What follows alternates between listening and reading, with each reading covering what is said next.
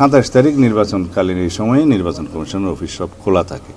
সেই দিনই এই ভোটার হওয়া, আইডি কার্ড বা ভোটার আইডি বা ন্যাশনাল আইডি হওয়া সংক্রান্ত যা কিছু আছে তিনি এই 27 তারিখে করবেন। করে আইন শৃঙ্খলা পরিস্থিতির ক্রমোন্নতি হবে। কিছু বিধান আছে, যদি অভিযুক্ত হয়, মনোনয়নপত্রে চাওয়া হয়েছে যে আমি কখনো ফৌজদারি মামলায় অভিযুক্ত হইনি, যদি সঠিক হয় হ্যাঁ বলবেন, আর যদি বেঠিক হয় না বলবেন। তো যেখানে আমরা তথ্য দিচ্ছি মামলা, সেই সমস্ত মামলায় অভিযুক্ত যদি শব্দটা প্রযোজ্য হয়, তাহলে সেই অভিযুক্ত শব্দটা আইনের ভাষায় হচ্ছে framing of the charge by the court. এই শব্দটা আছে যে আদালত কর্তৃক অভিযোগ গঠনের ক্ষেত্রে অর্থে সেটা যেন গণ্য করা হয়। তাছাড়া হাজার হাজার মামলায়, শয়ে শয়ে মামলায় কে কার বিরুদ্ধে এফআইআর দিল, কে কার বিরুদ্ধে কমপ্লেন কেস করলো, এগুলো সব চলে আসবে। তো ওনারা এটা পরীক্ষা করে দেখছেন এবং আশ্বাস দিয়েছেন যে ওনারা এটা যথেষ্ট গুরুত্ব সহকারে দেখবেন। ডাবল ধামাকা অফার, ওয়ালটন ল্যাপটপ পাওয়া যাচ্ছে নতুন ছাড়কৃত মূল্যে। 3 নম্বর হচ্ছে ব্যাংক অ্যাকাউন্ট।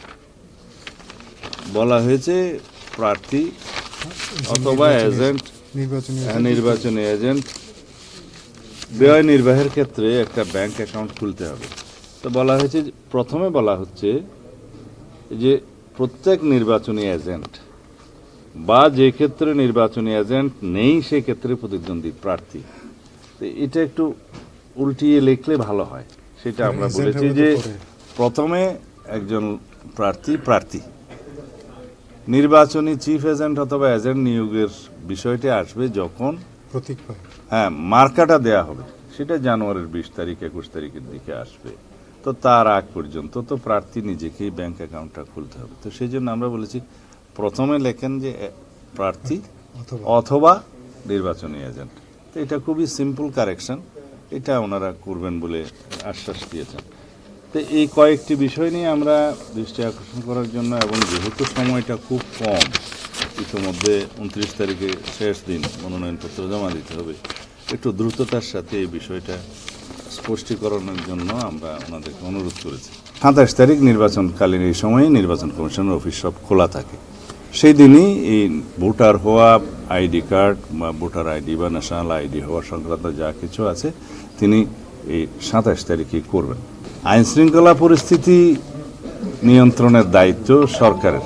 নির্বাচন চলাকালীন সময়ে নির্বাচন কমিশন যেভাবে চাইবেন সেভাবে কর্মকর্তাদের নিয়োগ বদলি এই সমস্ত হয়। আর কিছু কিছু বিধান আছে প্রশাসনিক কাজে, তাদের এখতিয়ার থাকে, কিন্তু প্রাইমারিলি সব কিছু সরকারের দায়িত্ব। এই ক্ষেত্রে আমরা নির্বাচনী পরিবেশ সুষ্ঠু থাকুক কামনা করি, আশা করি। সরকারকে আমরা আহ্বান জানিয়েছি এবং জনগণও চায় এবার উৎসবমুখর পরিবেশে স্বাধীনভাবে মুক্তভাবে ভোট দিবেন।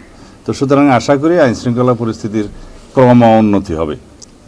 25 তারিখ হচ্ছে বৃহস্পতিবার, শুক্রবার হচ্ছে 26 তারিখ, শনিবার 27 তারিখ নির্বাচনকালীন এই সময়ে নির্বাচন কমিশনের অফিস সব খোলা থাকে। সেই দিনই এই ভোটার হওয়া, আইডি কার্ড বা ভোটার আইডি বা ন্যাশনাল আইডি হওয়া সংক্রান্ত যা কিছু আছে তিনি এই 27 তারিখে করবেন।